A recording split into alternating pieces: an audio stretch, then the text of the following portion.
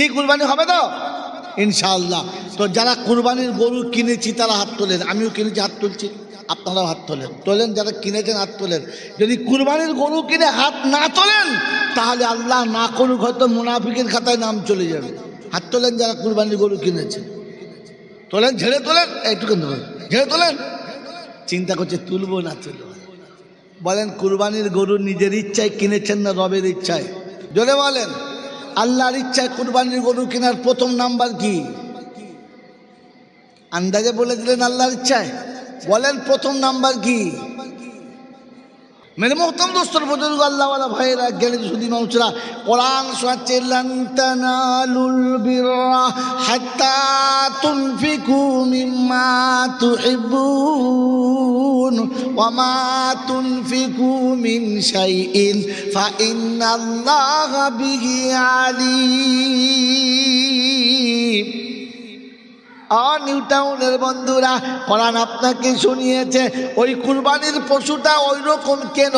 যদি রবকে রাজি করতে চাও, আল্লাহকে রাজি করতে চাও, সব থেকে প্রিয় বস্তু যেটা কুরবানির জন্য নিও সেটা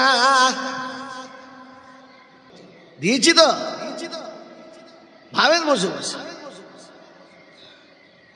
মেরে মোহতরম দোস্তর বুজুর্গ আল্লাহওয়ালা ভাইরা, হাটের গরু আর মাঠের কুরবানি ধরে নিয়ে এলাম আর চালিয়ে দিলাম, না গরুর সঙ্গে তোমার সম্পর্ক না তোমার সঙ্গে গরুর সম্পর্ক।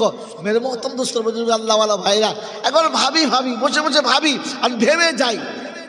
কুরবানির হাতে গরু কিনতে গিয়ে কম্পিটিশন চলছে 90,000, 1 লাখ, 1,20,000, 1,20,000, 1.5 লাখ। এখানে পাইকারি করতে এসছিস, কুরবানি করতে আসছিস নাই? টাকার গরম দেখাতেছি তো। মেরে মোহতরম দোস্তর বুজুর্গ, যে গরুটা 7,000 কেনার কথা ছিল আপনি 1 লাখে কেন কিনতে গেছেন? এই জন্যে আমি তোমা নাকি? আপনি ভেবেছেন ওই গরুটা ছেড়ে দিতে হতো, যে নিচ্ছে তুই নেগা যা, আর 60,000 গরু কিনে বাকি 40,000 এতিমের হাতে দিতে পারবেন? কম্পিটিশন করে কুরবানির গরু কিনতে পারেন, কিন্তু কুরবানির গরু থেকে 20,000 টাকা জীবনে কোনোদিন কোনো আলেমকে দিয়েছেন, ইমামকে দিয়েছেন, কোনো ভিখিরিকে দিয়েছেন, বিধবাকে দিয়েছেন? আপনি টাকার গরম দেখাচ্ছেন আর কুরবানি কবুল করাচ্ছেন। আল্লাহ নেবে কিনা জানি না, তার ইচ্ছা। কানুন তো বলছে তা নেওয়া যায় না, চলে না।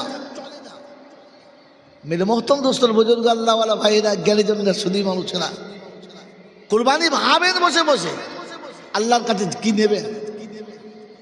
আমার আল্লাহওয়ালা ভাইয়েরা, জ্ঞানীজনরা, সুধী মানুষেরা, এই জন্য শোনাচ্ছি আল্লাহ ইমানদারদের ডেকেছে, আর তার ইচ্ছা হলো ডাকলেই সে ছুটে আসবে, দেরি করবে না। আপনার আমার তো নমুনা, যখন মন যাবে তখন যাব, হ্যাঁ না বলেন না। জোহরের নামাজ ঘরেই পড়ে নিয়েছে, আসরেরটা কোন রকমে পড়েছে, এশারটা ওই শুয়ে শুয়ে পড়ে নিয়েছে।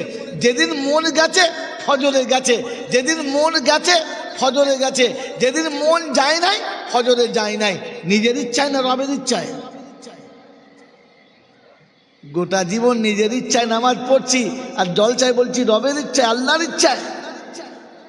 মেরে মোহতরম দোস্তর বুজুর্গ আল্লাহওয়ালা ভাইয়েরা, এর কোনো বদলা পাবেন আশা নেই।